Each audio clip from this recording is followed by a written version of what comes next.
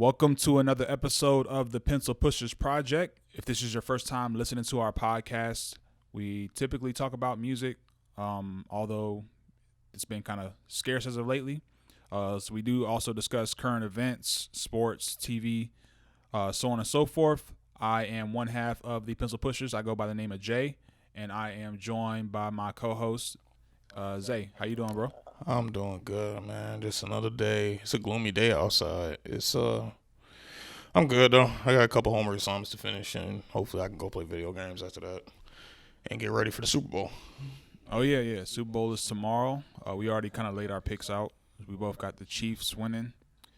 I've been humbly invited to a gathering with the people, so I will look forward to attending, even though Make sure I text my mom that. even though Fauci said no.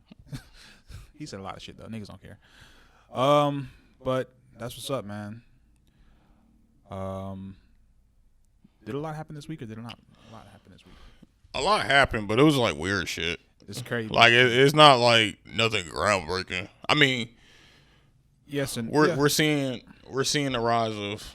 We've been talking about crypto and just what's going on with that. We're seeing Dogecoin go up, which is kind of crazy to look at. I think Bitcoin pushed back over 40, back up over 40,000 today. Yeah. I think Ethereum's somewhere around 1,700. And then you had the Floyd Mayweather 50 Cent. I mean, it's nothing like it hasn't been nothing like the Capitol shit, but things have happened. Yeah, I think the New Year started off too great. Now it's kind of just Monday. Yeah, they led with the Capitol storming, and now everything else is just, it's whatever. But we do want to go ahead and start off with another rest in peace. We're gonna send our condolences today to the family, friends, fans of Christopher Plummer. He is, if most people probably know him from The Sound of Music. He's a very, very long-standing actor. He's done a lot of television roles for probably over half a century. And the most recent thing you may have seen him in was Knives Out. He played the grandfather who left the will, and they all had to figure out who killed him, type of deal. He was 91 when he passed. And I believe he won an Oscar. He also won 2 Tonys and 2 Emmys. And legend. Yeah. Christopher. Unfortunately, they said his death came as he fell. He actually suffered a blow to the head as he took a fall, according to his wife. Shit. So, very, very unfortunate way to pass. However, 91 years of age, we do again want to try to appreciate a long life of long accomplishments for Mr. Plummer. I also remember seeing him on Inside Man towards the end. He was like the banker that Denzel was like, yeah, you're out here. He was also the voice of the Up as the villain on Up. Oh, really? Yeah. I didn't know that. So, yeah. So we just want to get that out the way. Go ahead. I mean, one death is too many, but at least it wasn't in threes. Normally this happens in threes. Yeah, that's true. That's true. So, but like I said, it's unfortunate how he passed, but at least we're able to say he did live a long life. So once again, rest in peace, and we want to send our condolences again to the family, friends, loved ones of Mr. Christopher Plummer.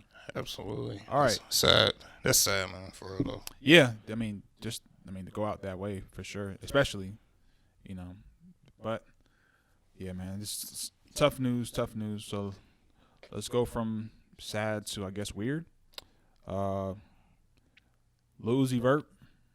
I don't know why we're leading with this, but we're gonna go ahead and lead with it. So he decided to strange week.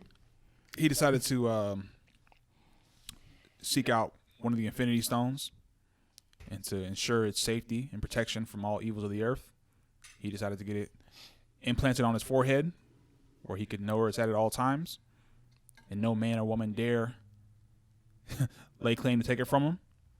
So this diamond allegedly is $24 million. He got it implanted directly in the middle of his forehead. Obviously, that has come with mixed reactions. The burning question I ask to you, good sir, is how do you plan to steal it? I thought you were going to ask how I feel about it. Well, no. How do you feel about it, and how do you plan to steal it? I was kind of disturbed the first time. I ain't gonna lie, like, it's disturbing looking at him now. If I'm gonna be completely honest, like, get into that. Tell me why you feel that way. You know what's funny is I don't know. Like, it's not like he looks scary or something. It's just knowing that you did it and knowing that it's there. And every time I look at you, it's gonna be like, yo, there's 24 million like implanted on your head, and it's, I don't know, man. It just looks so fucking weird. It's like, who? Marilyn Manson didn't even do that shit. Well, for me, I think it's his reasoning is really bothersome. Yeah, his reasoning is weird. Because what was it again? There's no reason. He just decided to get it. There's no symbolic meaning behind it. And he just said, hey. I think he did say he was paying down to do it. Like, he paid for the stone over time. He said he's been paying for it since 2017. So, that's a little weird. So that means he's been planning this. Yeah. Like, this was not like he woke up one morning and did it. It was like, no, I just want to do this. Yeah. So I've been wanting to do this for years. Amidst that, I think he's gone back and forth with this dude Sauce Walker, because that guy. I saw that. He had a stone. I think it's in his cheek though. Like, I think he had it like on the side of his face. Yeah, his is like, I guess his is $250,000 or something. Yeah, but we got two niggas. That's also stupid though. Who started? Yeah, we got two. This is what we got two niggas arguing about on the internet. I hope to God this is not like setting a trend. Like, I started this stone. Yeah, boy. Enough. But I am thrilled to hear that there's like, even like amongst like, I would say Uzi's biggest supporters, a lot of them are like, all right, bro, like, what is this? Yeah, there's a line that's drawn somewhere. It's like, all right, I'm not sure what you're trying to do here. To be honest, if anyone were to do it, I would expect it to be Uzi. Like, I'm gonna just be honest. Like, that's the thing. I guess it's not that off character for him, which is kind of weird. But I think people tend to forget that Uzi. I don't know Uzi's life story, but Uzi's always been like a character. Uzi's always been like the rapper that wasn't supposed to make it to me. Yeah, and like I honestly don't. I'm not surprised by it. It's kind of par for the course, I guess you would say. In terms of like, if I read this, or when I read this and I saw that he did it, I said, oh yeah, he would be the type of person to do this. So, how long do you think it lasts for you before he gets removed? Whenever he does his first show again. I think that I give this thing a year, man, and I say that because it just can't be convenient. It just can't, like, imagine the size of that stone like on your ear and how that would just be tugging at your ear, but it's in the middle of your freaking forehead, and you have to sleep with that. You have to like put clothes on and take clothes off and like just shower and make sure you keep that spot clean. Like, just a lot of unnecessary like maintenance and just the nuisance of having it there. And he got to do you got to clean it too? Like, I would imagine he has to keep it clean though. Yeah, and in that area where I guess he has like it's a bar that's implanted that the stone is like kind of attached to. It just seems like it's a lot of maintenance that doesn't really seem like it makes it worth the thing. Yeah, and also the issue here is Uzi. I say his first show mainly because I don't know if you've been to a Uzi show, but they're pretty fucking crazy. I mean, don't get me wrong. I went to a Uzi show and I love his shows. But he's the type that likes to stage dive, Yeah. go in the crowd. Yeah. And, you know, now you got $24 million in your head. You can't do that no more. And his performances are a big part of his aesthetic. His aesthetic, like, that's the thing about Uzi is one of his biggest traits is he's a performer. But he's a performer amongst the people. Like, he gets in the crowd. He does that. And now you can't be doing that no more. Because you know somebody's going to try to rip that shit off your head. Actually, it's almost guaranteed to happen. That's kind of what I'm getting at with the, like, it seems like it's just it's just not worth the trouble. There's just so much trouble outside of what you just said and what I just said. It just all these reasons that would deter you from getting it. And, you know, hell, even if he's like just walking on the street and if I don't know if he walks around with security all the time. Yeah. So a lot of times I'd be seeing him by himself, but yeah, pretty much every time I've seen him, he's normally by himself. You know, and it's just, yeah. 2021. What a bang! That's how we giving it up. That's how we starting off. So, yeah. I think it'll be like I said, I think it'll probably be like a year before he decides to say. Either he'll put the stone somewhere else, or he'll just take it off and just do something else with it altogether. But I can't see this being like a permanent thing. It's no way. It's just too much hassle, man. And like, yeah, because now you gotta keep your head on the swivel. And if he would have bought the diamond, like if he would have made it said, yeah, I bought a $24 million pink diamond. And I'm just buying it just to keep it as like an investment, fine. Okay, I get that. Because pink diamonds are really rare. Like, and that's the truth. So if you want to buy it as an investment, fine. But, you know, to put it in your forehead, man, it's just. And the thing is, I would love to say he did it for attention, but I don't think he did. I think he genuinely wanted to do this. I think he just like he said he did it, just like he said, it's just he decided to get it. That was that. Nothing more to it than that. Like, that's the thing, like I said, that was really, I don't think it's clout chasing. I don't think he's trying to, like you said, I don't think he's trying to garner any attention. I think you made a good point before we started recording, these dudes ain't got nothing but time now. They're not performing nowhere. They're not recording. They just sitting up somewhere with their money. And why not? If there's anything this pandemic has brought us, it's the fact that you remember when that Gal Gadot shit where they were singing that song, her and all those celebrities, and then you had the celebrities doing all this dumb shit on TikTok and Instagram, making stupid Instagram. Like, if anything, this pandemic is showing us is that these niggas just got too much money. Like, they got too much money, and if they have too much time to themselves, it's like. I think a lot of these celebrities just don't know how to be regular anymore, man. Like, well, I mean, like you hit it on the head with. I mean, we got all these challenges, the busted challenge and the silhouette challenge. Which, yeah. By the way, if you can't spell silhouette, don't do the challenge. Agreed. Because when you do the hashtag and your shit ain't spelled right. Your shit ain't buzzing. How could this be? You put all that effort into man. What's going on, man? I'm gonna sound like the old man yelling at the cloud, man, but. It's just, I don't know, man. I feel like these celebrities are just like, not even celebrities, just people in general, man. I think people just don't know what to do themselves, right? And do it themselves, and that's the importance of keeping yourself busy and having hobbies and shit. Like, if he wanted to flex, now that I think about it, he should have bought $24 million in Dogecoin.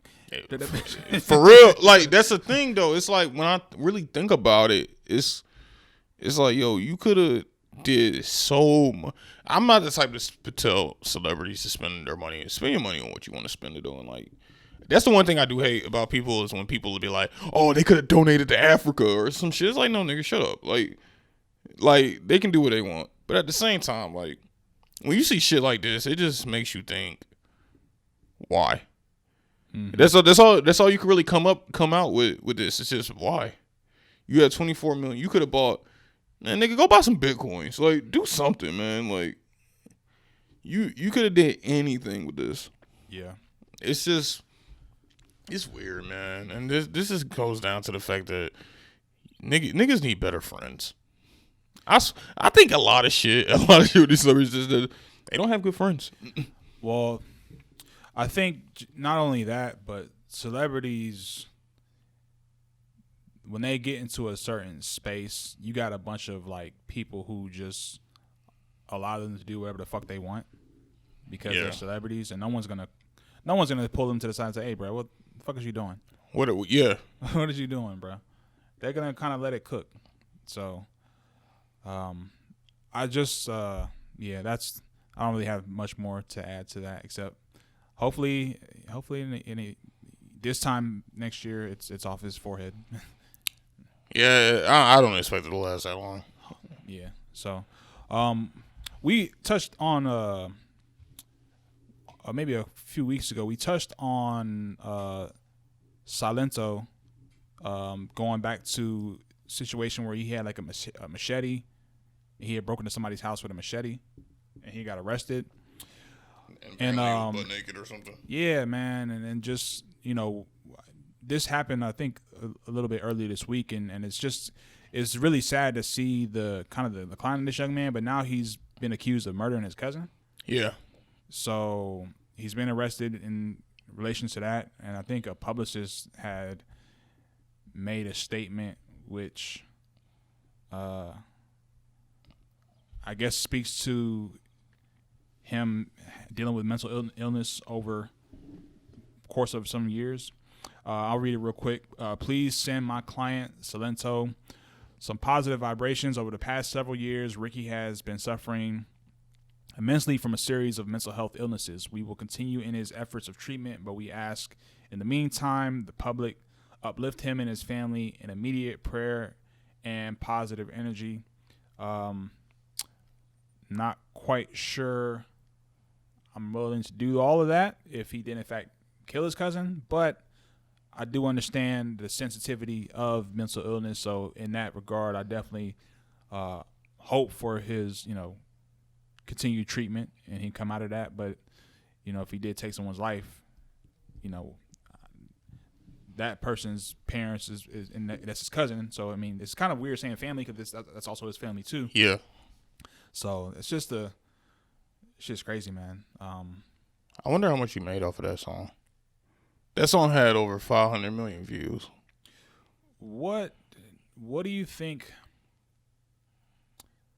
I don't. No, neither of us. I mean, we're doing a podcast, so none of us really know. But seeing a young man have the same amount of success with this song, how do you think it came to this? Drugs. I mean, that's all I can think about, man. I don't know what else to equate this to, because, I think drugs, lack of guidance, not being ready for the spotlight, shit. I mean, it's a number of things you could possibly blame this on, and I think that's the, I think that's the essence of it is, people just aren't prepared for that kind of stuff. Especially his shit was so sudden. It's not like this dude had nobody knew this guy. Yeah. This nigga made one song about doing a dance. And that shit just shot to the moon. That's it. I think the other part of that is, people say when you're 18 you're an adult.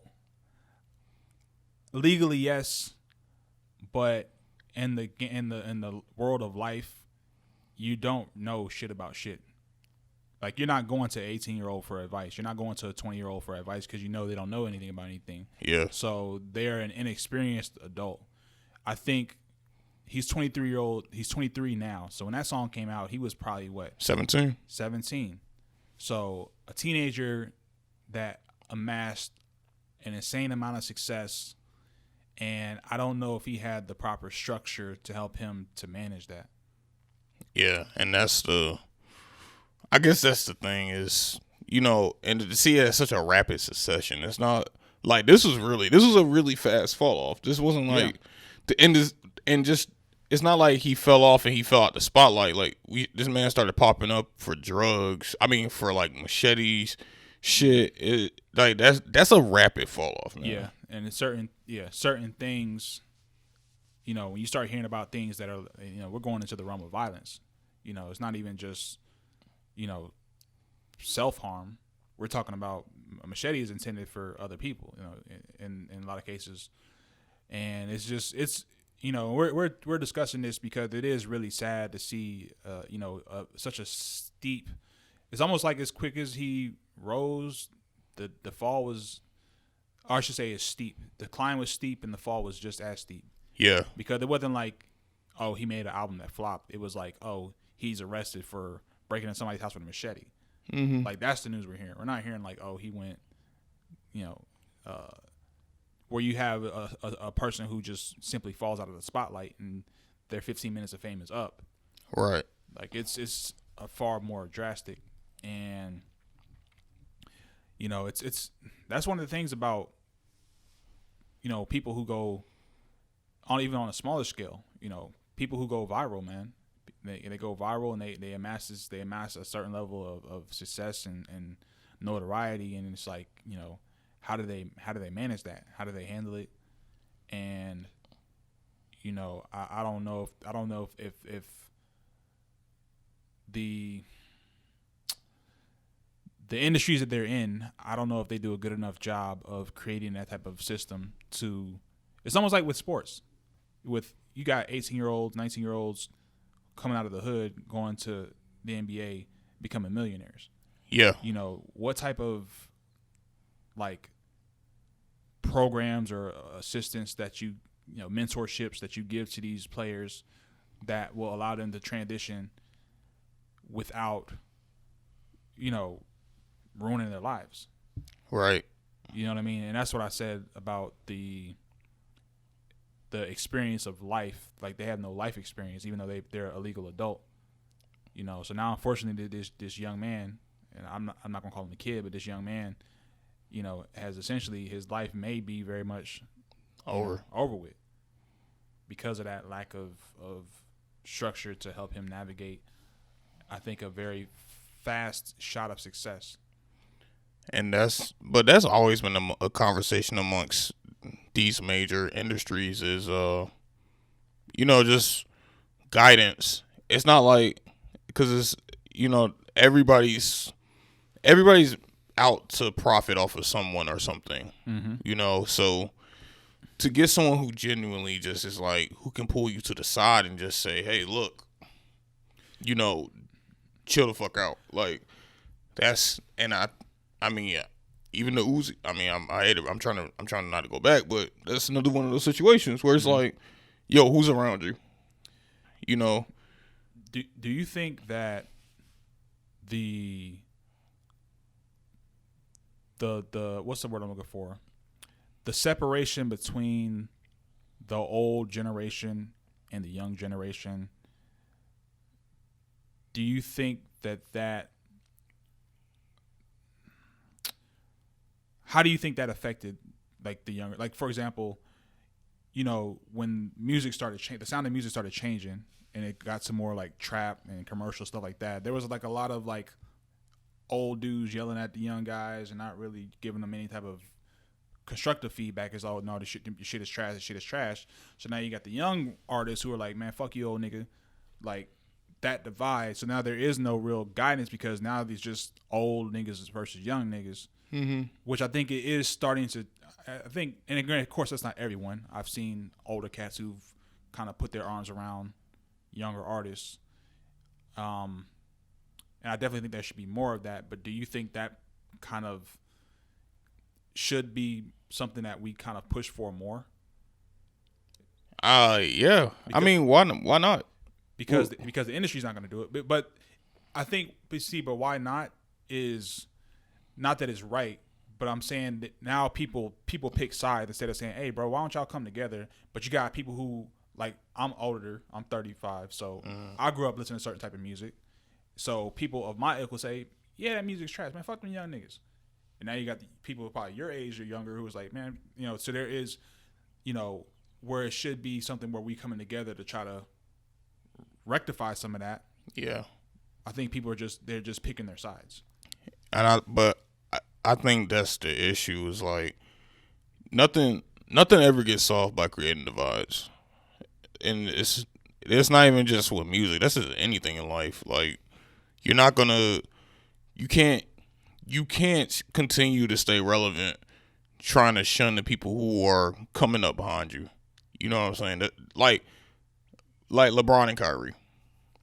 LeBron took a lot of heat for Kyrie. Like you and me talked about that. LeBron took a lot of heat for Kyrie. LeBron defended him.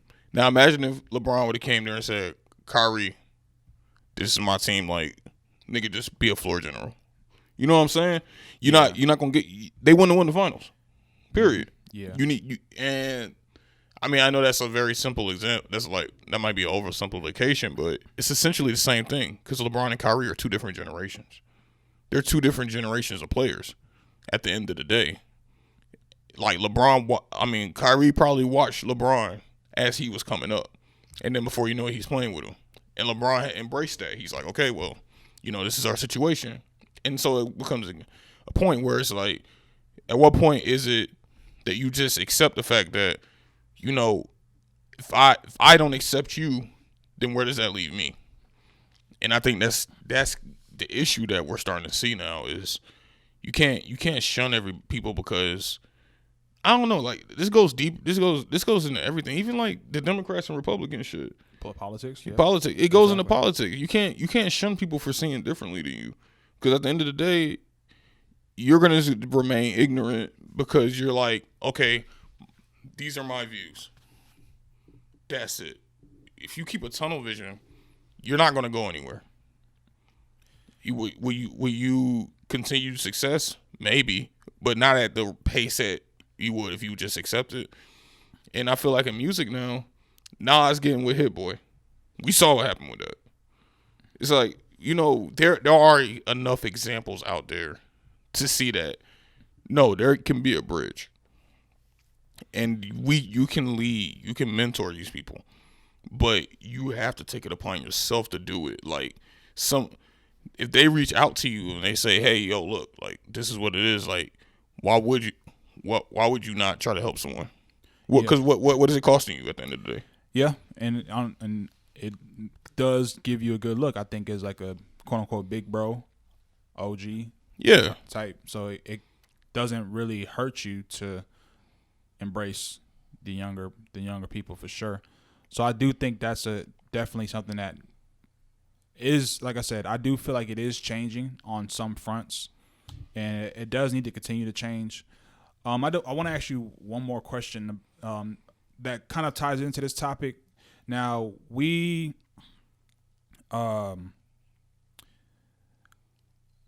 see the publicist is basically coming out and saying that, hey, he's been suffering from mental health issues, and which could very well be true. I'm not saying that she's wrong in any. What publicist? The one who made the statement saying to pray for him, pray for. Okay. That statement came from his publicist. Okay. As far as like sending prayers to him and stuff like that. Okay. Now, how tough is it, do you think, for people to acknowledge mental health in the spaces of situations like this where there's a serious crime involved? And we look at situations where like if a school shooter comes out and the media tries to paint the mental health picture and say, and a lot of times we scoff at that. We say, oh no, that's bullshit. Now in this situation, she's come out and kind of tried a similar stance.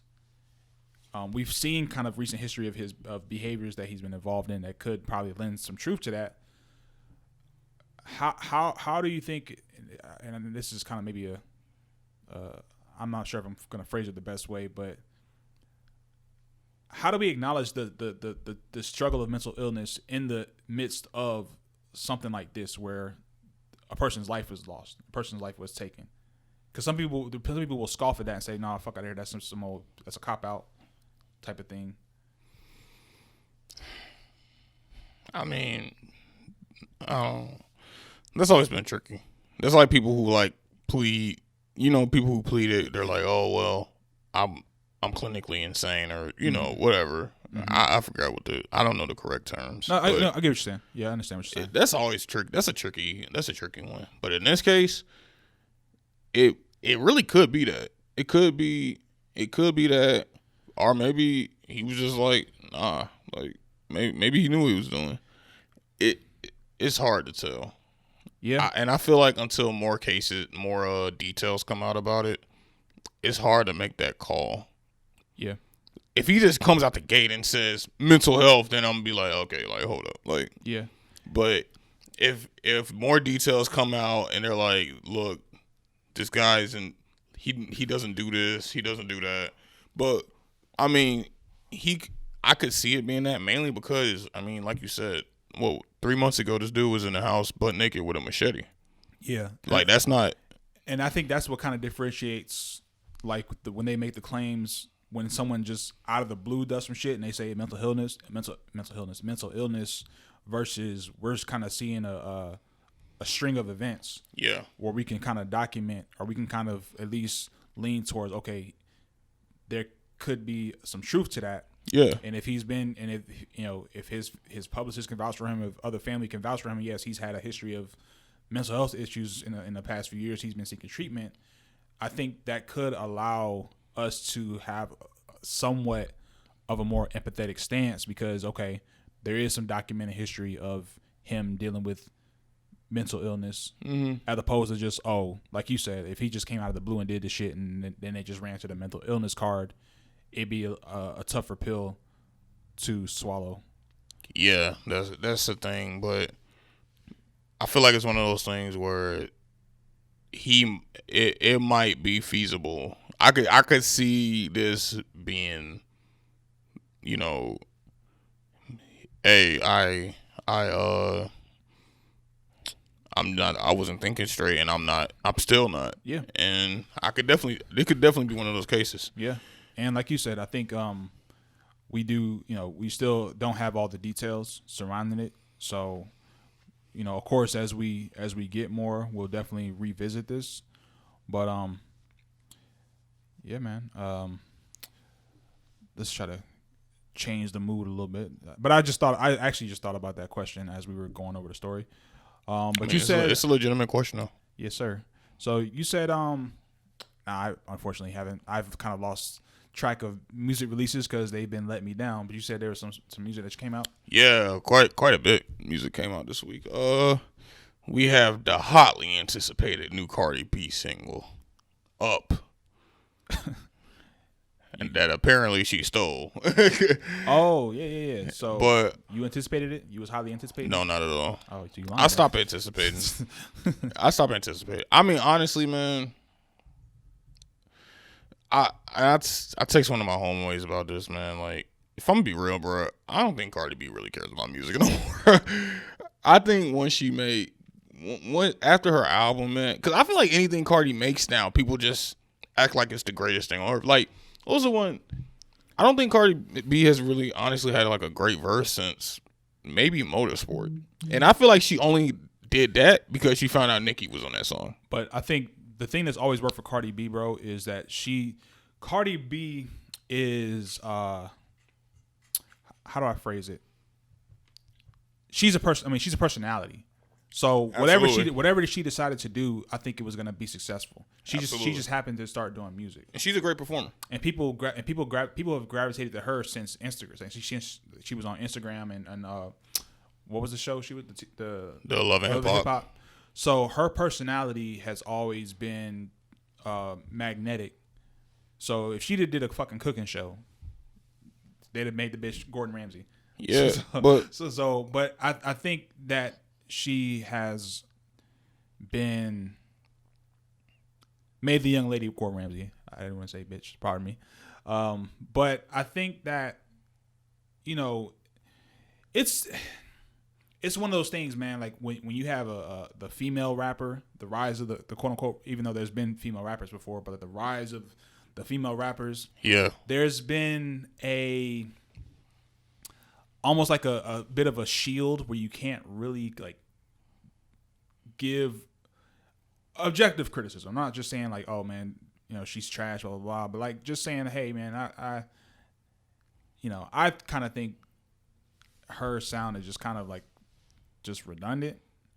It's not. That's the thing, bro. Like, she had this song with Bruno Mars. What was that shit called? Please Me. Shit was ass. I'm like, come on, bro. Please Me was ass. WAP was ass. Her album came out 3 years ago. WAP was pussy. Yeah. Was pussy.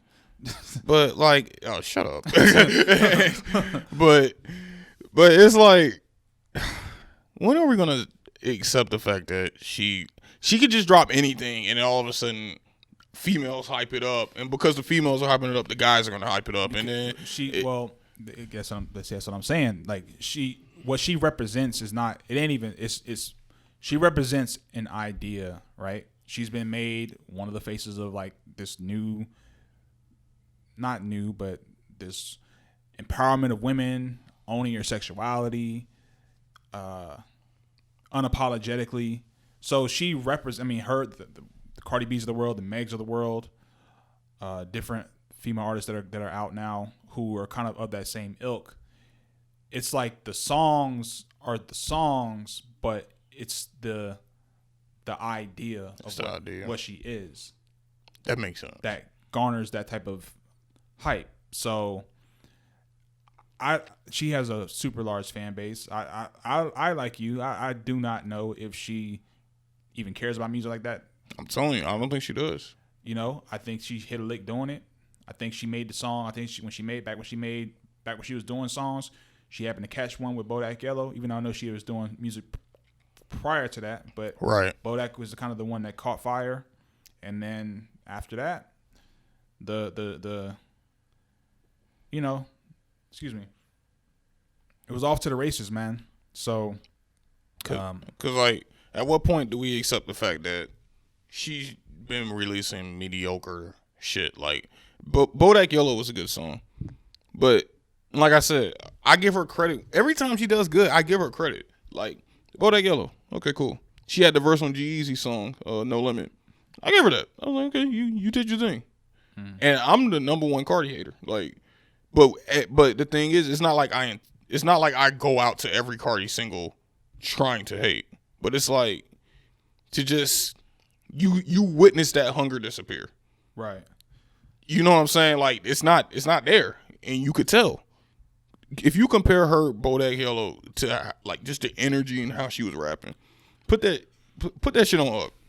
It's like, well, and I'll shoot her a little bit of bail, because I think, as what's the phrase, when rappers who rap when they're hungry, I don't know if it's a phrase, but rappers rap different when they're hungry and different when they're fed. I agree. So I think, I put Meek in the same situation. Like Meek Mill was first, like he was doing the battle rapping shit, and he had them dusty ass braids and shit. Mm-hmm. He was a different nigga. Now he done got some bread. He done got, and things like that. He sounds different. So I'm not necessarily gonna like kill her for that, because I think that's the sometimes success can be your biggest obstacle once you have kind of gotten some legs in the music industry.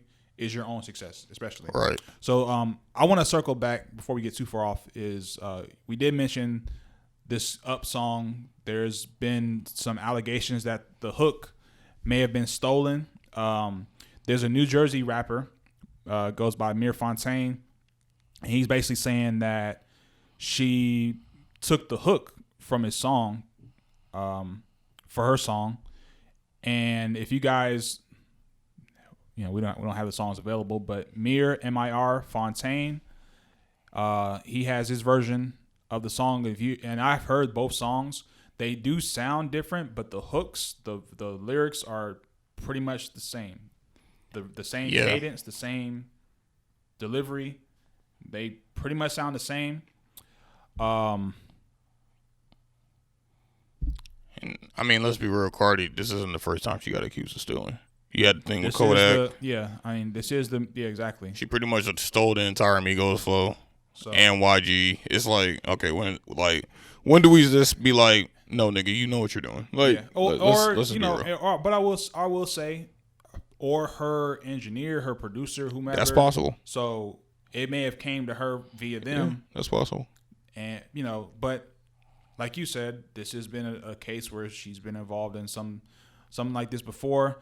Unfortunately, I don't really think people are going to care because of who Cardi is versus who Amir Fontaine is. So he's going to just be the person holding the short end of the stick. But it's like, I know it sounds like I'm on a Cardi B hate movement right now, but I'm just tired of us giving her passes. Like, let's say Kendrick Lamar comes out. If Kendrick Lamar drops a single and that shit is not just phenomenal, people are going to kill him. They're going to kill him. If he drops an average album, people are going to kill him. Do you think we can be? That's actually a good question. Let me ask you this. We'll broaden the scope a little bit. Do you think that? And this is my opinion.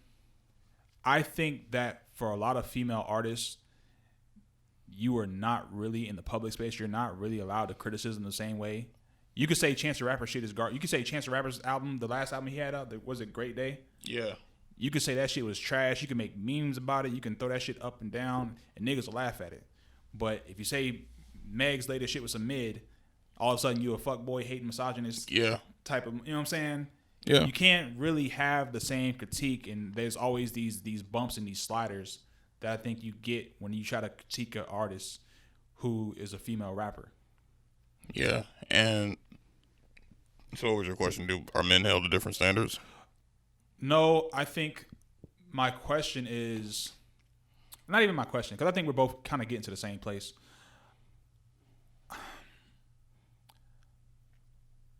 Do you think that... Damn, what is my question? Do you think that'll ever change? No, because the thing is, there aren't a lot of successful women rappers.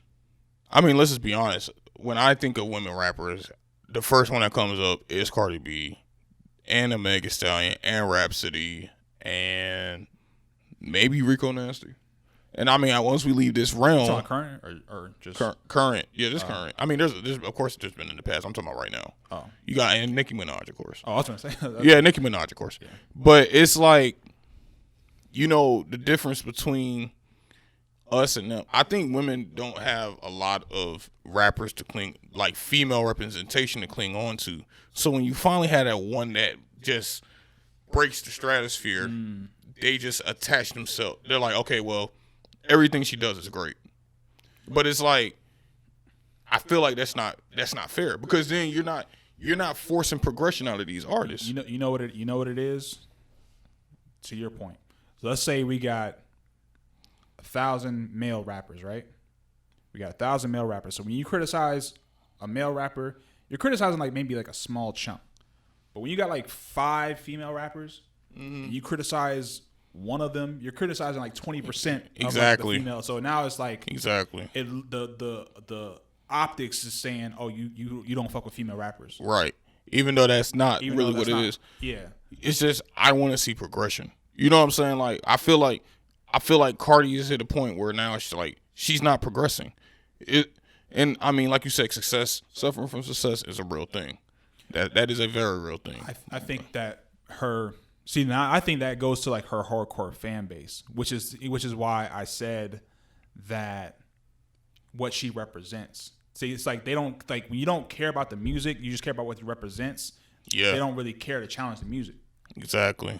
So now you just say, well, she's doing her thing, blah, blah, blah, blah, blah. As opposed to a lot of times when we listen to artists, we tend to want to hear things that are different in their music, especially if they get older. Absolutely. I don't want to hear the same person talking about things they were talking about when they were 20, now that they're 35. Right. You feel what I'm saying? I kind of want to hear different, you know what I'm saying? I want to hear where your mind state is. Yeah, So with rappers now, or with rappers, you tend to hear, in most cases, you tend to hear some of the growth of where they're at now. I mean, we'll go back to the Meek example. Meek was, he talked. It's funny. I listened to some of the older Meek freestyles when I was talking about the Meek and the Knowledge mixed up, and there's a lot of similarities that he talked in content wise. Not talking about the rapping styles, but content wise, with obviously a bunch of rappers, but specifically with him and King Von. And you listen to Meek now, he's talking about different things. Obviously, he's talking about investing and shit. Yeah, investing, being black. Justice, criminal justice reform. Made a song with Justin Timberlake. You know what I mean? But his mind state is different now, and he's gone through different things in his life to experience that. So, I think at some point for a female artist, I think sometimes it will help for their fans to challenge them to try to see if they have any type of growth in their music. Hey, is there other stuff you can talk about? Are there other things that you can, because their fans grow. Mm-hmm. So whether they like it or not, their fans are gonna grow. So if your fan base if your fans start out, they start listening to you when they was 25, now they 35. They probably, if there was a young lady, she probably was maybe in school right now at the time when she first started listening to you. Now it's 35. She out of school. She got a career now. She probably got a family. She probably, there's just different interests, and they kind of want to see if you grew with them. But I don't, like you said, I don't know if there's really it's a deeper conversation. I kind of think I know why, but it's just really, you can't really challenge them because it just sounds like because then they throw words out like, oh, you're policing their content. Yeah, but that's some bullshit. No. Listen. As a consumer, I think as a consumer, it should be normal to have critiques of an artist. We critique. It's like the. I don't want to spread out too far with this thing. It's like with quote unquote black movies, right? Mm-hmm. And with black people, we love black movies, so of course we talk about them, but you can't really talk about them like.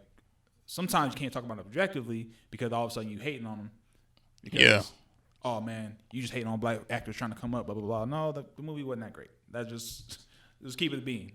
But, with the same thing with like the female rappers, there's this bubble, and if you ain't on code with what their movement represents, then you're a hater. You're a hater. Exactly. So you're everything that contradicts or everything that goes against what the rapper is. It's not the movie. It's not even the music. It's not the music that they're pushing. It's the I do what the fuck I want to do. They're pushing, like I said, it's a movement that they're pushing. That's why Cardi B gets to sit with Joe Biden. Because it ain't about the music, bro. It ain't been about the music for a minute. It's been years, bro. Cardi ever since 2018, she might drop 1 or 2 singles a year. Yeah. And they do numbers, and then she disappears, and then she goes back in. And I mean, if you got that kind of power, fine, but it's like, you know what I'm saying? Let's not sit here and pretend like, she's this mega tier rapper, and she's not. Like, not saying she can't be, but you're not giving me anything.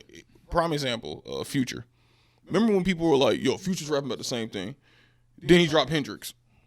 Remember, he trolled everybody. Because first he dropped Future, which was like his typical trap, and then I think it was like the next week, dropped Hendrix, which was a complete change of pace. Mm-hmm. And you know what I'm saying? It's like, you know why he did that? It's because people demanded, like, look, okay, we get this, but show us something different. He gave us something different. And it was probably his best project. It was, if not, our second best. I think it's up there. It's up there. It's like, it's a top 3 Future project, man. And that's the thing is if you don't demand anything more from these artists, then and you just every female just gets super excited with every Cardi B single. It's like, at what point are we just gonna accept her mediocrity? And when people criticize it, why is it an issue? It shouldn't be an issue because it's the truth. Well, you're right, but like I said, let's go back to because you're not attacking the music in their perspective. You're attacking, like I said, you're attacking the movement. You're attacking their movement. So that's what I'm saying. There's not a distinction between her music and because let's I'll keep this brief, but then we'll move on. Yeah, we've been. Meg's latest project, the music itself, ain't really been hearing no static about it. Ain't really been hearing nothing buzzing. Ain't really hearing nothing pushing. Quiet as kept. The music, from a lot of her fans are saying it's not really that great. Right. Right? But Meg, she represents. She has the song she got on Crybaby. What's the other song? Body Yaddy Yaddy. Like, it's just those things that, like those types of things. So now that's a song for a challenge. That's a song for, different things.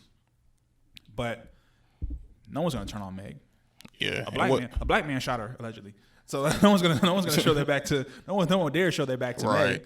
You know what I mean? So so now people have quietly not really said anything about the lack of variety in her music. They've just silently stepped away and just, she still assists. We still support her. Fuck Tory Lanez. We're still rocking with her, but we ain't really. I can't tell you the name of the last album.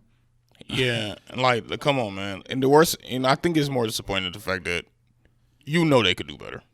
That's the shit. Like, and I think that's the worst. I think that's like really what makes me mad about Cardi B and Meg is like, I've seen you do better. That's exactly why I think, and this is the last thing we'll say about this. Yeah, they should stop saying I'm the best male rapper, I'm the best female rapper. They should just be rappers. Yeah, they should take away the distinction and just say rappers. They're not female rappers because we don't call Benny the Butcher a male rapper. Right. We just call him a rapper.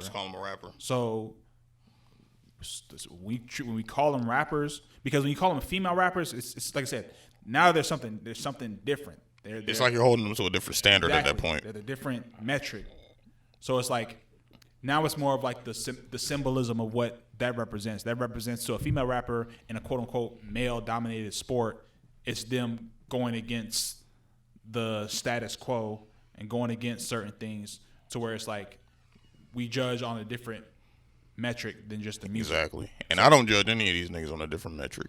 I mean, even, and we, like I said, we about to get off of this, but even with the Uzi and Future project, I told you straight up. Oh, yeah, I didn't like that. Yeah, we kept it a bean. Yeah. I was like, I didn't like it. Like, and those are two of my, I listen to those artists a lot, and I'm like, no, this shit was trash. I didn't like it. Yeah. So it's not like this is like I hate Meg, I hate Cardi, I hate all female things. It's just one of those things where it's like, no, y'all are releasing mediocre shit. Period. That's it. Yeah, and you should be able to keep it a bean. But we are going to. What else came? Oh, JID and Denzel Curry dropped. They dropped a song called "Bruh." It's really good. Check it out. Conway dropped a new project. He got back with Big Ghost Ltd. It's called "If It Bleeds." I think if it bleeds, it can die or something like that. I don't know. Apparently, it's really good based off what I was reading. I downloaded it. I think I listened to it. Pooh Shiesty dropped. It was a couple, man. There was a lot of singles that came out this week, man. Freddie Gibbs, Schoolboy Q, Gang Signs. Mm-hmm. That's a really good one. I don't know, man. This artists came out this week, so it's always good to see. Hopefully we start getting some more releases because it's been quiet. Oh, did you see that the Weeknd released tour dates for 2022? Yeah, I saw that. I'm going. I think he's saying that fuck it, y'all better have it fixed by. Y'all better have this shit fixed by next year because we rocking. I wanted the tickets when already went on sale. I'm going to that. I'm definitely buying tickets up. Yeah, man. I think artists is it's gonna be. I know like 2022. I think it's gonna be a big year for music. It's gonna be some festivals crazy. Yeah, it's gonna be a big one because these people got to make some money. They probably have some contracts they gotta fulfill. Motherfuckers be dropping albums left and right. Yeah, because everybody can't afford to take off. Like The Weeknd got money to where he can survive like a couple years and not drop shit. He'll be fine. Cardi B, different, same thing. Kendrick, same thing. It's a couple artists, but that might be like maybe. You talking about like 5%. 5%. Yeah, easily. 95% of these artists they need to go. They gotta. Yeah, they already with their team. I'm sure they with their team now, organizing, putting stuff together. We hitting 20 cities just to start. Then another 20 hit. Like it's 2022 is gonna be go time, man, for these artists, man. Because I think they really are hurting, and they haven't been able. I mean, it's a clear reason they haven't been putting out music because they can't perform it nowhere. So right when that day comes, And hopefully this makes people go to more concerts. Because I have a lot of friends who like don't go to concerts and they think like club concerts are like as good as it gets. And I'm like, if there's any year to experience concerts, it'll probably be 2022. Man, once outside officially reopens, man, I think people are gonna be everywhere. I'm gonna go to more Braves games that I've been. Yeah, I need to go to a Braves game. Shoot, I've been to 2 since they had the new the SunTrust Park. Mm-hmm. I've been to 2 of them. Nice park, by the way. Beautiful park. You know, I'm going to United games. The only niggas is winning out here. Mm. So I think, yeah, man. I go to a gospel concert. Shoot, but yeah, man. I think that they're gonna be a lot of music. It's gonna be, especially towards the later part of this year. Because they're gonna be prepping for 2022 tour. Vaccines out now. Mm-hmm. I think it's gonna be lit, man. I really think 2022 is gonna be a big year for music. Yeah. Not this year because it's too much economic fallout. It's too much fallout still happening. But by 2022, we should have everything together. By the way, I'm pretty sure everybody get off of music. But do you think Kendrick's dropping this year? Do I think Kendrick is dropping this year? I honestly have lost. I've lost interest. I'm not gonna hold you. So I don't think he's dropping this year. I don't. And I honestly don't care. Do you think he's made his You know, like how Cyberpunk, like no matter what they dropped. They could have dropped the best game of all time, and people still would have been like, it was cool. Do you think he's at the point now where there's no way he can deliver on the anticipation? No, I think what's going to happen is he'll do a single, and it's going to be super hyped, and Twitter's going to go crazy. They're going to have a bunch of memes with the captions of the lyrics. And I think the next Kendrick project will probably be overhyped as fuck. You think it's going to be overhyped, the project itself? I think once it comes out, people are going to play it like, it's going to do numbers. That's not even the conversation. But I think in terms of the actual content, I think people are just so thirsty for Kendrick. And this is not a knock to, I'm a Kendrick fan. So I'll be excited when the music comes out. But I think just the overexcitement and just the thirst and just to hearing him rap on shit, they will make like one like Dr. Seuss bar sound like the greatest shit right on this on the planet, and I think there'll be a lot of sauce put on the project. I think we're gonna have an internal take situation where it's like really hype, like when it first comes out, like people are like, yo, this shit was hard, and then you're gonna look back on it and be like, it wasn't that good. Once the dust settles, you could probably say it may be like. And this is like publicly. I think a lot of people publicly have To Pimp a Butterfly as their least favorite Kendrick project between Damn. I can see that. Good Kid, Mad City, even Section 80 shit. But I mean, it's my least favorite, but I appreciated what he did. Well, no, not saying it's bad, but I'm just saying just in the ranking scale. Yeah. I think they would probably rank this project. Once the dust settles, they could probably say, hey, this is about on par with To Pimp a Butterfly. Yeah, I think he's kind of put himself in a hole. He's pigeonholed himself, to be honest, with this one. But I want to be wrong. I love to be wrong. Like, I want him to drop shit. If he dropped the best album of all time, then that would make me happy. But I'm not looking forward to it. I would say, well, yeah, because I did say I don't care, that's untrue. This year, if he didn't drop, I wouldn't be upset. I guess let me phrase it that way. Yeah. But if he did drop, you best believe I'll be on this bitch. Oh, yeah. I'll tell you exactly. The first topic of the discussion. I don't know. I kind of want to see him. Who died this week? Oh, they can wait. Kendrick coming. Kendrick dropped. So, but no, I for sure would be excited. So, speaking of excited, we both watched this week's episode of WandaVision. And after some early frustrations, I guess you would say, for a lot of the general public, a lot of us are humbly apologizing to the good people at Marvel Studios. I always had faith in Marvel. Not that I didn't have faith in them. I just was saying like, yo, get it going. And now I'm like, I could have relaxed. I could have chilled. Because now you see why they did what they did. I could have relaxed.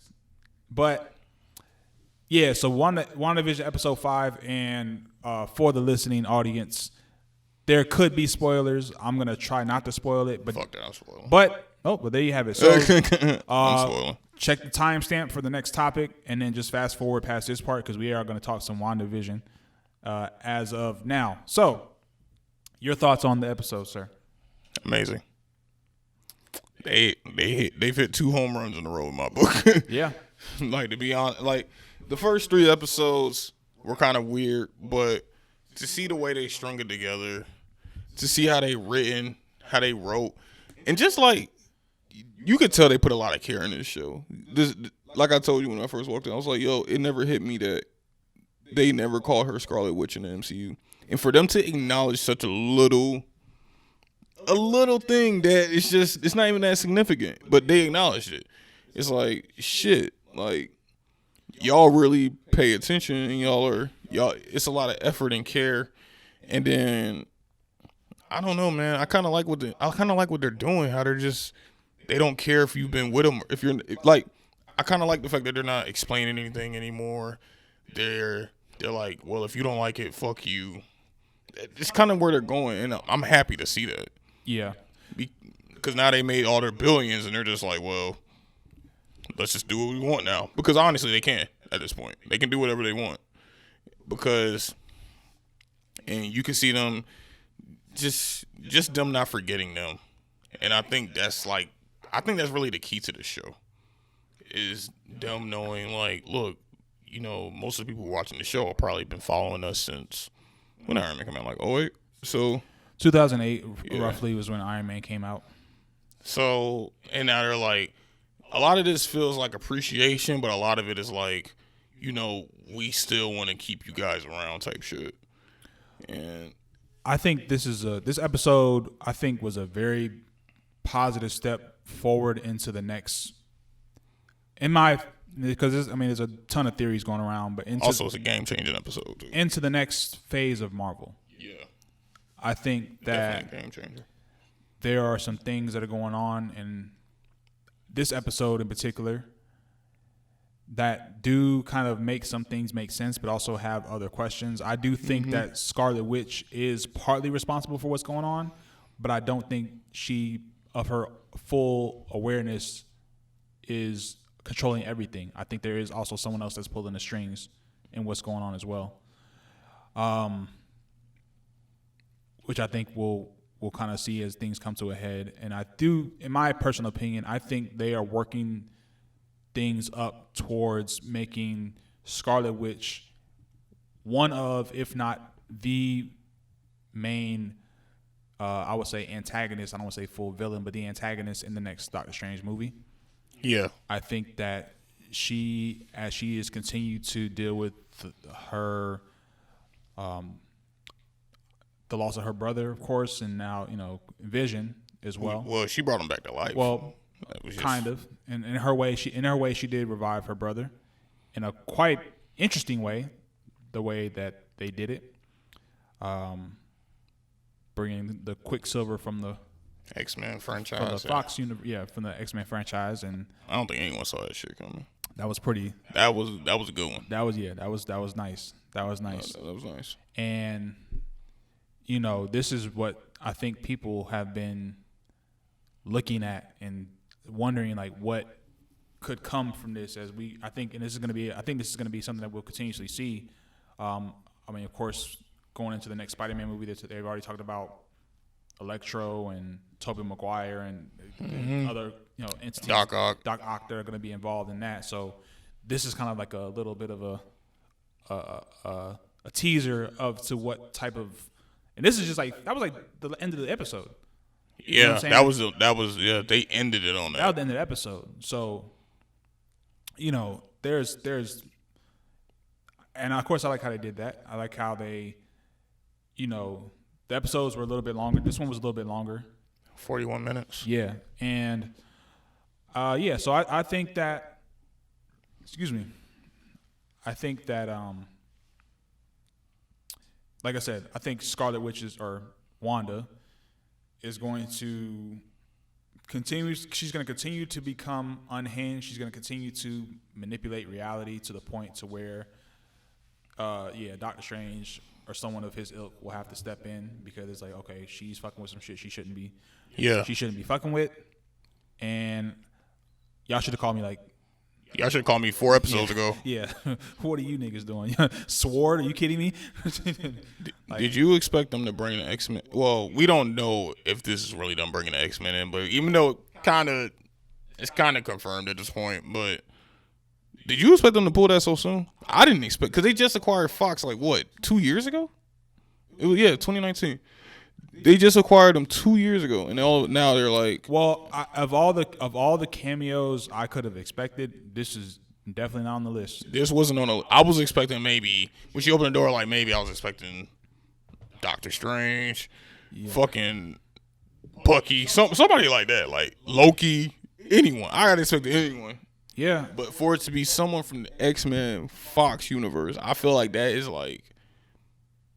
that's. And then, what's funny is they took a lot of time establishing in this episode that everything she's doing is real. Right. She's literally manipulating reality, but that reality is becoming actual reality. So for what I took away from that is, as they kind of explained in Endgame about alternate realities.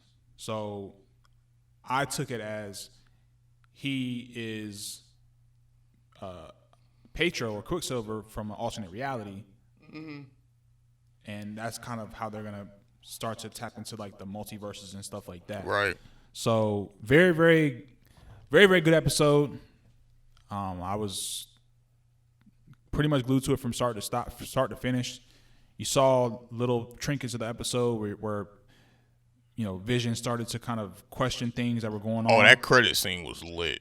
When the credits started rolling, that was lit. So, you had that situation going on. You had, if you're following the show, of course, she had her twins, and her twins seem to be the one thing that she can't control, as they have started out aging at a super rapid pace based off of certain things that have happened to them. And, so it's just a very, very, very good episode, man. I can't stress that enough. Excellent writing, excellent callbacks. I mean, I don't know, man. I feel like they're really on to something. I feel like you think every episode is gonna be 40 minutes to an hour now? I think the last episode is gonna be an hour. Well, possibly, but I think just more so than anything, what's been really, Marvel has work themselves into a constant. Every piece of cinema, television is also includes a Easter egg hunt as well. So even when you watch the show, you have to pay attention to certain things that are in the show, whether it be certain lines, whether it be certain, even the commercial scenes that they integrate in there. The logo shit. Yeah. So there are certain, and I saw I think I saw a leak from the next episode where how Samuel Jackson does the Capital One commercials, but the card he's a Quicksilver card. So there's just different little trinkets that they add that just. It helps the allure of the show. It's already good enough with the writing and the plot and everything, where you still there's everyone is just at this point theorizing.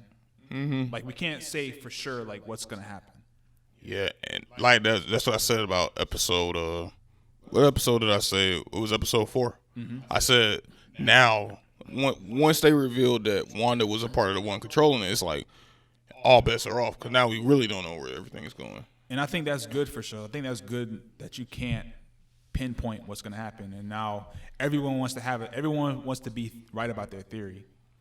If I'm right, I'm happy. If I'm wrong, I'm still happy. But that's the thing about makes it exciting is the conversations that happen after the show. You know, I go on YouTube and I look at some. Yeah, I love looking at. You know what's funny? I used to hate looking at reactions. I don't like looking at live reactions of people, but I do like seeing people just talk about what they thought. I enjoy episode recaps. Yeah, me too. Because, you know, I'm not going to sit here and pretend I'm like the super versed in like Marvel stuff. So there's people who are far more in it than me that give insight into certain things that could be happening, certain theories that could be happening. So it's always kind of good to watch for me after the shows to get, hell, even just get a different perspective or just get like a different, you know, take on what they thought about a certain scene. So. I think I don't know. I'm like really well versed in it, but I'm not gonna sit there and do the fucking pause frame, zoom in, slow it down to point 0.22 just to catch one. Like, I'm not doing that shit. Yeah. But I think what they do, I think is they give you enough that you can catch sight of.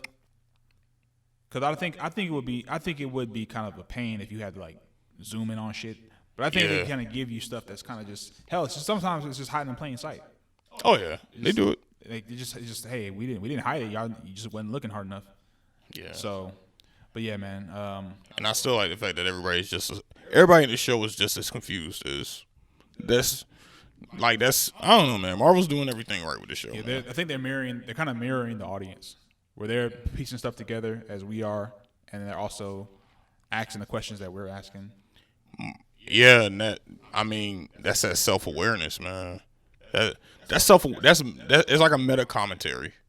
WandaVision is kind of a meta commentary for comics in the sense that like writers just do whatever they want, and it's kind of like you just gotta live with it. Yeah, and I feel like that's what they're doing on WandaVision, but it's a good step. I like it. That's meta. I think that's meta done right. Yes, I agree.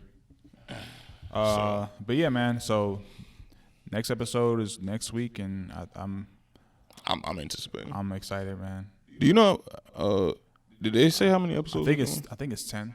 10? Oh yeah. shit! Oh, we got a long way to go. Yeah. Okay. Yeah. We got a long way to go. Yeah. I kind of want them just to drop them shits now.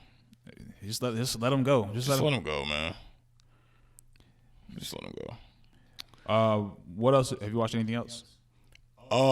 Dead to Me. I told you about that. I'm thinking about doing this thing where I looked at list of like the top 10 greatest shows of all time. And they're kind of all the same. So I'm thinking about. I already told you I'm doing The Sopranos. I think next I'm gonna do Twin Peaks. I never watched Twin Peaks, but apparently it's like that's considered one of the greatest. Lost. Everybody says Lost is great until the ending, which they totally botched. I remember seeing that ending because my dad was mad as fuck. I remember that. So, I'm thinking about there's something I'm considering doing. It's just trying to go through all the TV shows that I was like too young to grasp at the moment. Or just didn't care about, and now I'm going back to it. So right now I'm watching Dead to Me. I got one episode left of that, which you should watch, bro. You should really watch Dead to Me. I'm serious. It's funny because I watch TV differently now than I did obviously when I was younger. Like I look at different things almost like a reviewer, but I'm not like a critic, like a professional critic, but like pacing, writing, plot. Like there's just different things that I pay attention to when I watch shows that I didn't when I was younger. So I think that it's kind of cool to kind of go back and watch shows that you really like, or even just go back and watch shows that the general public said was like really, really good. And you can kind of see where even a show, it was kind of before its time in certain elements. Mm-hmm. You know, even if you say, oh, this is like, you know, you can see a show from today and say, oh, they must have got this from the blueprint of, yeah, you know what I mean? So, and that's I feel like that. I feel like as TV viewers, especially if you consider yourself like an avid TV viewer, I think you should. I think you kind of owe it to yourself just to go back and just kind of see where, because like I said, I'm like 8 episodes into The Sopranos, and I could see why. I could see the influence. You know what I'm saying? I can see why people consider that to be the show that really made TV like what it is now. Yeah. Not saying that there weren't shows before it that came, but I mean, because one show I read about that was really influential was MASH. Now, am I ever going to watch MASH? Probably not. But I read about it and I know about its influence. But to look at The Sopranos and I'm like, okay, this was definitely the show that made TV what it is now. Without a doubt. Mm-hmm. And I'm only 8 episodes in, and I could tell. True that. So, it's Twin Peaks is up next for me, probably, most likely. Yeah, I still gotta finish that. I still gotta finish the Tiger Woods doc. Damn, dog. It's been like 2 weeks. It's been like a week. I still gotta finish that. There's a movie that's coming out soon. Judas and the Black Messiah. The movie about Fred Hampton. Yeah, that's coming. Is that the next one up for HBO? I think that's the next one that's gonna be okay. Out. And that's all I can think about off the top of my head. But those are the ones that's on my agenda. Yeah, it's I still haven't watched Little Things. I think I'm gonna watch it tonight though. Tell me what you tell me your thoughts. I've gotten mixed. I mean, of course mixed, but people have given me mixed opinions about it. I already told you I thought it was felt a little flat for me, even though the acting I thought was good, but I thought just overall the film felt a little flat for me, especially towards the end. But I remember you saying that. Yeah, but tell me what you once you watch it. Tell me what you think about it. I'll definitely tell you because I don't know, man. With a trifecta of actors like that, it's bound to go wrong. It's bound to go wrong. For real. Yeah, I thought about that, man. I thought about with the actors that are involved, I think at least one of them is highly respected in being Denzel, and Rami Malek is pretty solid. Jared Leto's in this movie he's really good. Yeah, well, from everything I kept saying, they were saying Jared Leto's like the star. Like he's like he stands out. He is the one. Honestly, he's kind of the one that makes you want to keep watching it. He's the one that makes you want to keep watching it. But no. So just tell me what you think when you watch it, and then we'll have it out. What movie this year do you think has no choice but to be good? That's coming out? Yeah. It can't fail. Because if it does, it'll be too cataclysmic.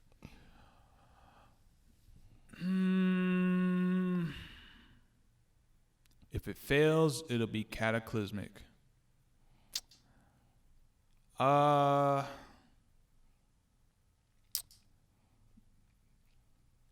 in like fan fallout, everyone being angry type shit. Well, I would say John Wick. Okay. Because that one, I mean, if you like that, to me that franchise, either you like it or you don't. Mm-hmm. Either you didn't fuck with the first one, or you've been fucking with them since the first one. There's not really no ill. It kind of grew on me. Right. Like either you fucked with it or you didn't. So I think that's one. I don't know about The Matrix, simply for the fact that the last two weren't that well received. Right. So I think if this one did bad, I don't think people would really be that like let down by it. Mm-hmm.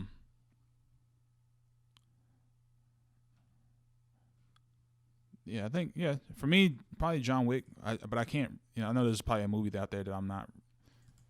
Mine is Dune. I think Dune is like. I think Dune might be the most anticipated movie of the year.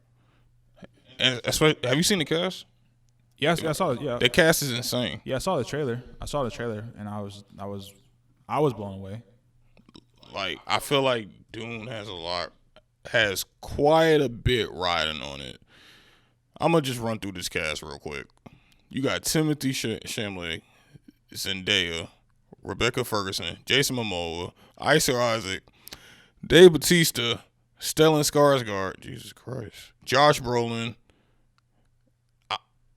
Josh Brolin is number 6. I should tell you something. Javier Bardem, David. I don't know this guy. All right, the rest of these people I don't really know. I got you. It's pretty. But you know what I'm saying? Like star-studded cast. Yeah. This cast is pretty. It's a pretty crazy cast, man. That's a lot of money, and that's what I feel. I feel like this is like the movie that might make or break cinema. To be honest with you, like, because they're gonna release it to theaters, and just based off the trailer alone, this isn't the movie that you want to watch at home. At least in my regards. To me, I feel like just the scale of it, and I feel like this is gonna say, I think this movie is gonna dictate where Hollywood goes after this. I mean that's just me though, because I don't know any other movie that has this kind of cast that's coming out this year that's this anticipated at this point, that has the budget, all that. Like, I don't know any other movie. Well, we'll see. Like I said, it's a pretty solid list. But yeah, I think I can see what you're saying. I hope theaters get back to normal at some point, because I do miss going to the theaters. Absolutely. For sure. Let's go to sports, and then if we have time, we'll circle back to this last question. All right, so we talked about Super Bowl already, so we already got our picks. We both picked the Chiefs, and what score do you got on that? I'm going to say 24-17. 28-18. Who's Super Bowl MVP? Tyreek Hill. Said the same thing. Tyreek Hill. Like, I'm just be honest. That's my Super Bowl MVP if I had to pick one. What about you? Oh, you said Tyreek too. Same thing. If Tom Brady, if the Bucs win, does Tom Brady retire? I thought you asked me this already. You asked me that last week, and I don't think he is. He's already talking about next year. Have you seen his interviews? He's already talking about playing next year. Like, he's not that. I'm done talking about retirement with Tom Brady. Until Tom Brady says the word retirement, I think I'm just not going to talk about it anymore, because I don't think he is. I literally think Tom Brady's not going to stop playing until he legitimately can. So he can't play. Got it. Until his helmet becomes too heavy and his shoulders and those shoulder pads become too heavy and he can't do the mobility anymore. I think he's going to play. Now tell me this. Do you think Tom Brady's going to have a rushing touchdown? Do you think they're going to pull the QB sneak with him and get a touchdown? That's the highest paying bet on Vegas right now? Really? Yeah. The odds that are so low, you can put $100 on that shit and you'll probably walk out with like 10 grand. I don't think he gets one. You don't think it's a rushing touchdown? I do. I think he's gonna do it. Cause when he used to run the quarterback sneak with the Patriots, people used to call it the Brady sneak. Like, that's how I feel like he's gonna get one. Okay. Yeah, I personally, not that he can't get one, but I just, if I had to bet, I would say nah. But you're right, because he's older now and they're probably trying to protect him. But because it had to be a circumstance where,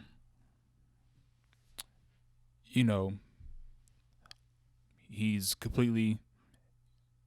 I can see him maybe not a rushing touchdown, but I could maybe see like a trick play where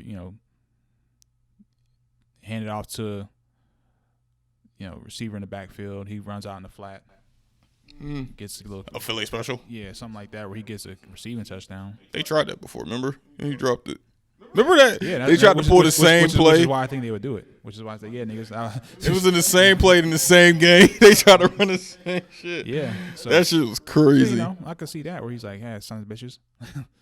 So, but yeah, so we got our picks there. And how do you think the halftime show is going to be?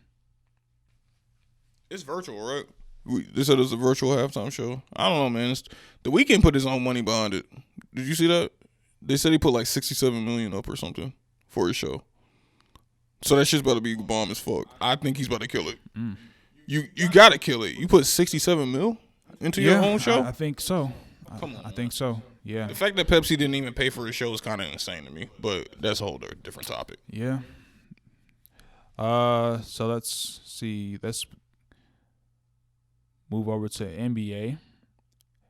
Now, the NBA has announced that the All-Star Game will be on February the 14th in good old Atlanta, Georgia, much to the dismay of several NBA players who, most of them were postseason players it was communicated to them that with the shortened offseason and the quick start of this season, we would be foregoing the All-Star Game.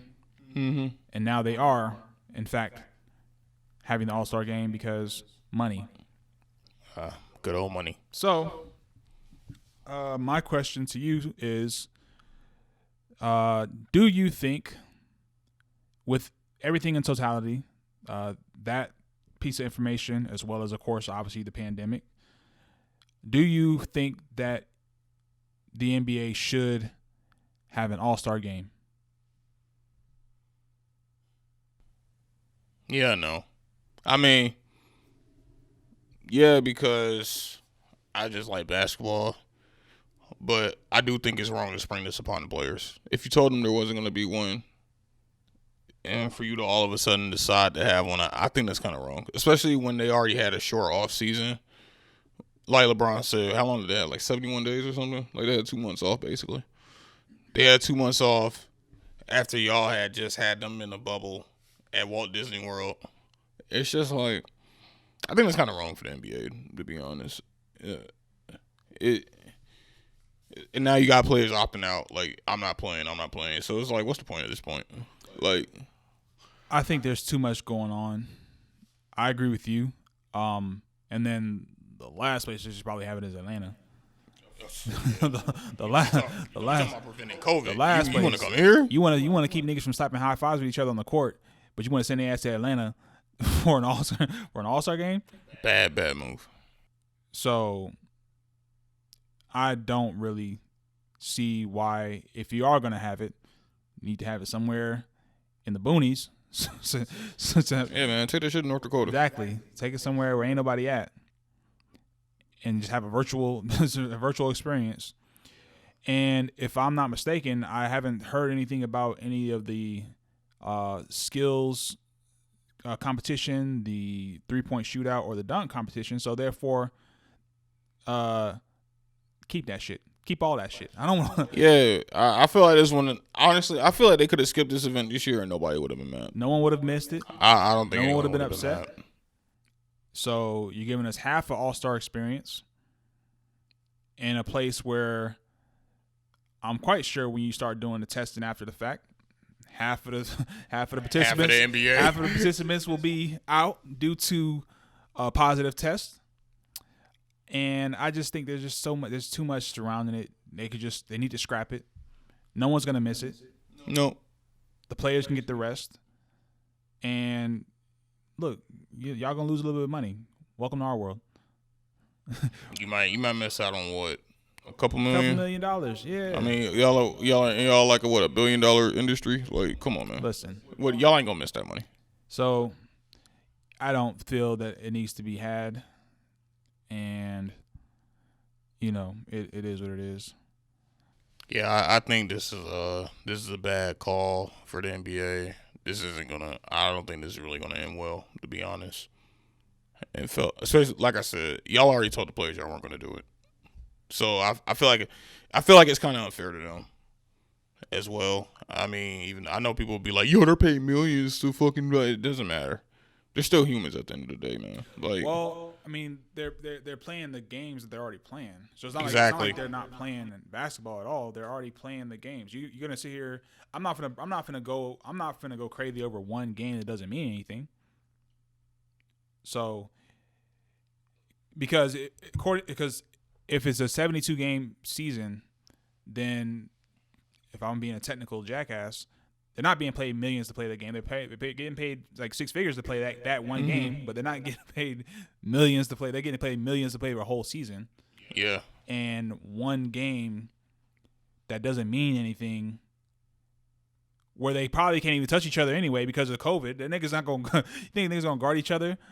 They gonna stay away, man. Like, and then half the players are talking about they don't want to play. Like Kawhi Leonard's like, I don't want to play. LeBron's like, I don't want to play. It's like you got all the mega stars who are just like, I don't want to play. So it's like, what's the point, man? They can't play. They can't celebrate. They can't give each other high five. They can't dap it up. So skip the game. If you want to give them the time off, cool. I have no real problem with that.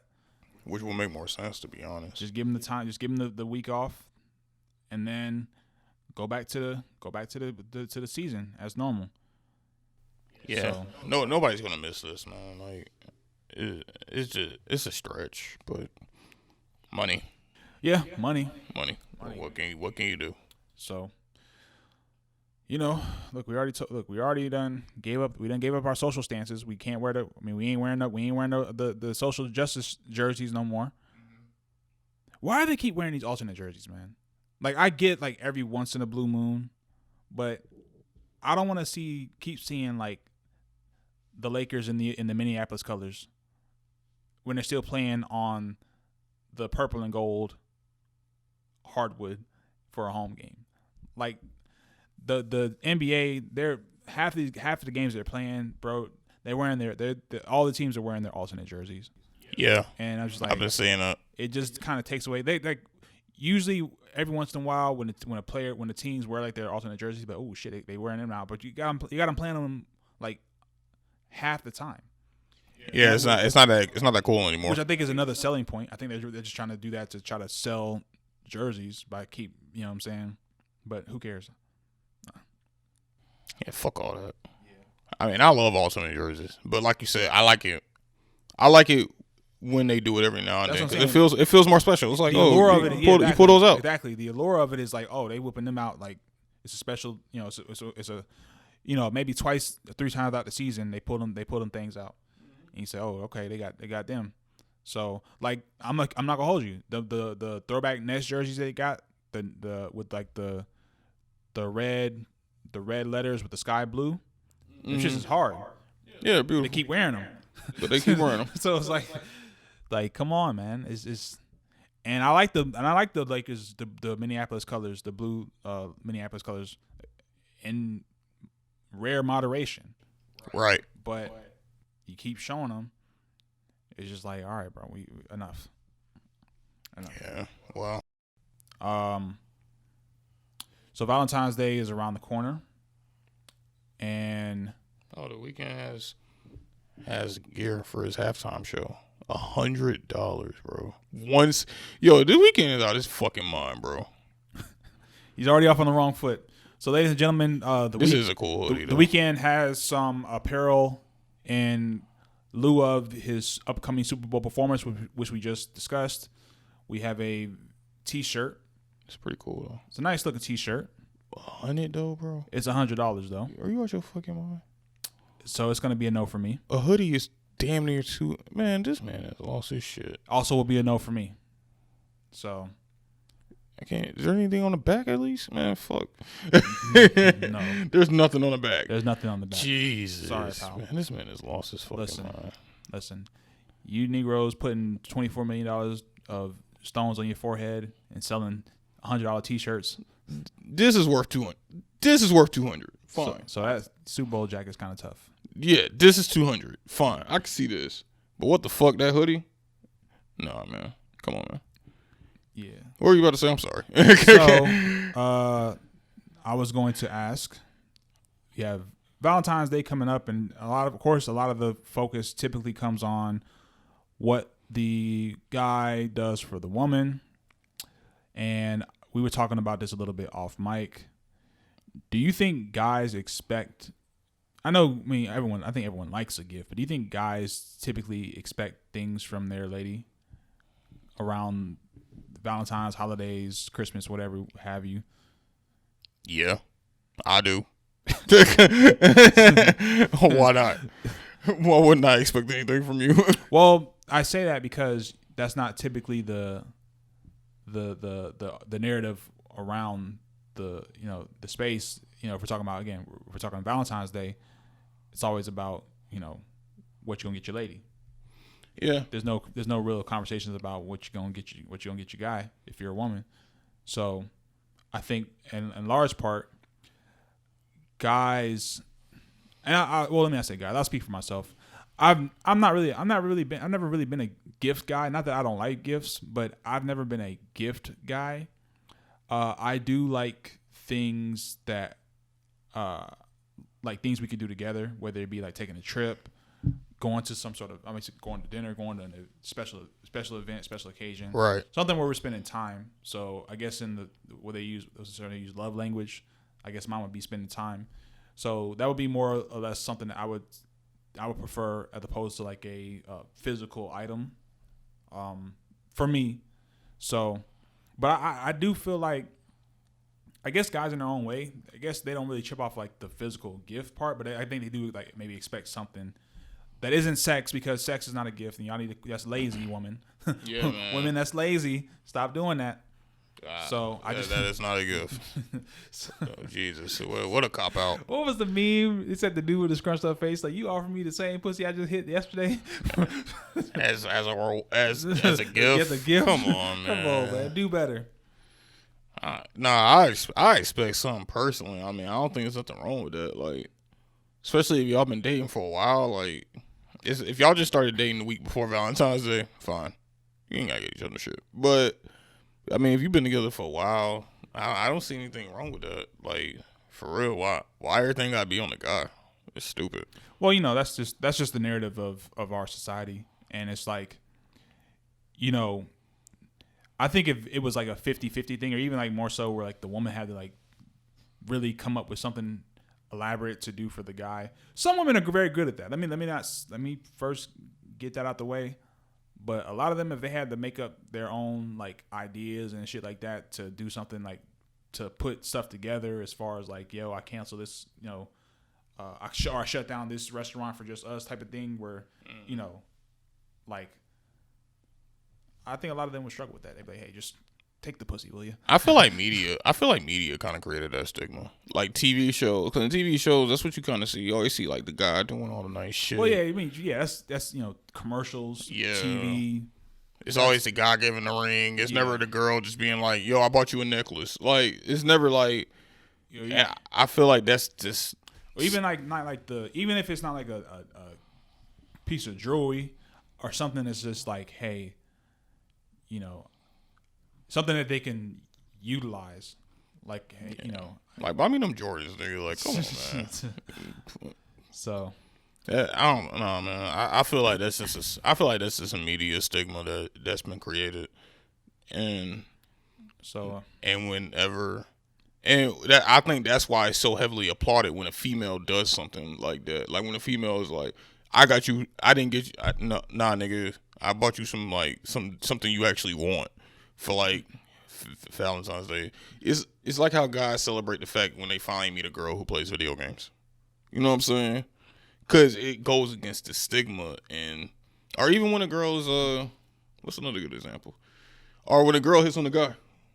Like, that's why I think that's why it's so much respect put into that, because it's like, okay, your mind, you don't attach yourself to this reality that's set by everybody else. Yeah, agreed. I definitely can. And I think we do need more of that, man, to be honest. Like, I think women do need to start.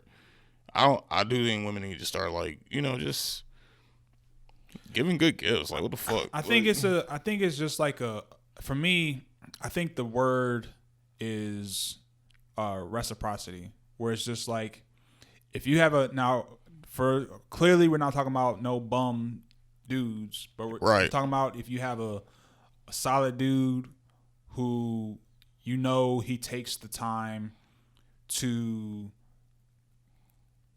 come up with creative ways or just unique ways to show that he cares for you by way of either a gift or a special thing.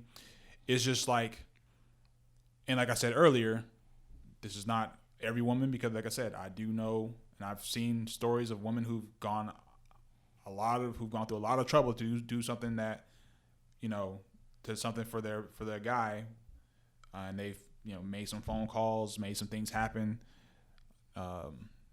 So it's just like kind of that thing where it's just like, I think there should be more of a balance to that, to where it shouldn't just be, I give, you take. It should be like we replenish each other type of thing. Exactly. So need more of that. We need more reciprocity. Yeah, we talking equality and all that shit in 2020. Y'all want equal. Yeah, buy me a car, nigga. Come on, man. Pay my rent. Pay my rent, please. Get me a G-Wagon. Man, like the fuck, man. Let's be real. So I just, there's a little something I want to throw out there. Not a big deal, but some people don't do gifts, and that's cool too. But if you, quick question, and I know we better wrap up soon. It's just quick. If you're dating a woman who's doing significantly better than you, right? Like, because normally, most of the time, what you see is the guys. You say significantly, you talking about finance? Financial. Okay. Like, do you think it's like, and that woman is like, okay, I'll pay your rent, whatever. Do you think that would be frowned upon amongst women? Yes. That's like, which is so crazy because you asked this, you would ask this last, because this is not a quick thing, but to make it quick, there are certain things that will always be, in my opinion, will always be looked at in the societal norm, and that's the man being seen as the typical provider and things of that nature.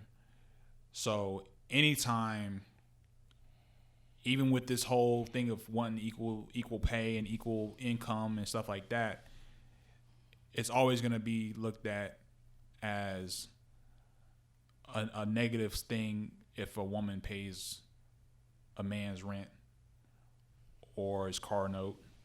Yeah. So it's just always, because that does kind of, again, even with everything that's going on right now, that does go against what I think is natural. But at the same time, what I will say on the flip side of that is, if a person and his lady, if that's what they doing, if that's what she doing, then as long as they expect what comes with that in the court of public opinion, and they don't give a fuck, then it's different.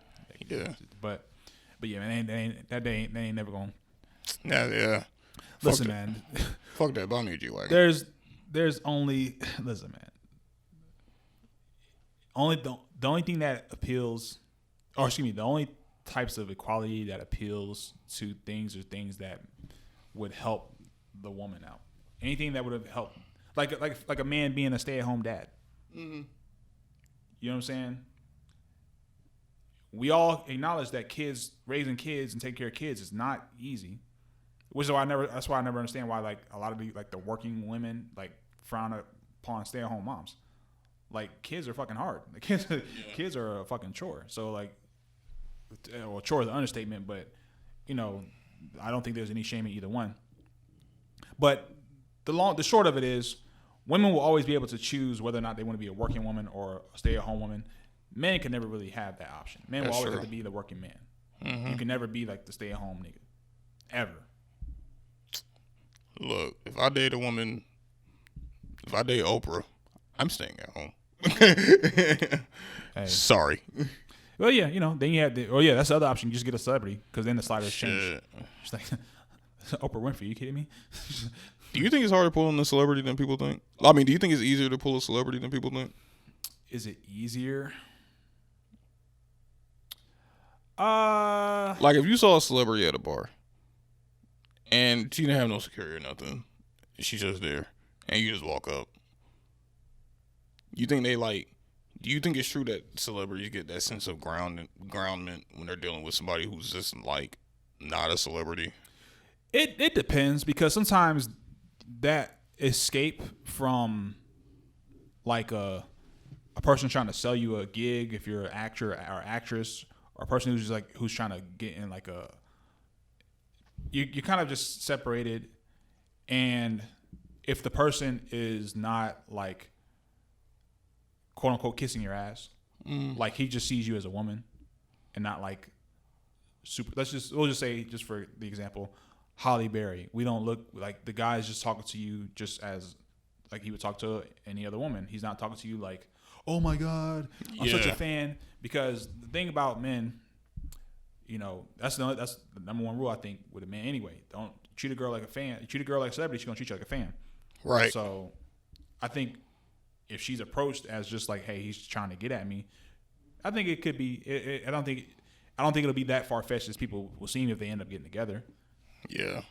Because you know he just came at me like he was like I'm just somebody else. Like he stepped to me wanting to get with me and not just like geeking out as like a fan. Mm-hmm. So yeah, I think that's the difference. All right. I was wondering. Yeah. All right. I think that's all we got for today. Yeah. So once again, ladies and gentlemen, we thank you for tuning in to episode 45 of the Pencil Pushers Project.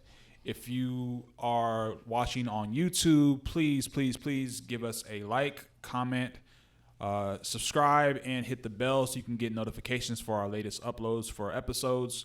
Also, if you look in our descriptions, we have timestamps for each of the topics we discussed today, as well as our social media links to connect with us on Instagram, Facebook, Twitter, so on and so forth. Any last words you got, brother, before we...